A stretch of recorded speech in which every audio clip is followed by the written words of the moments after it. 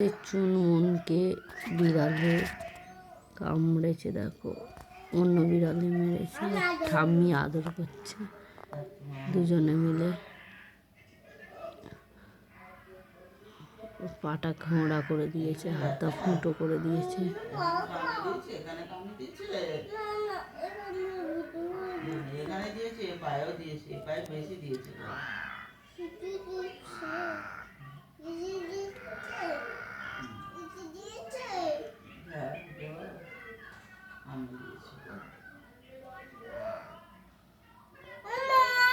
হ্যাঁ,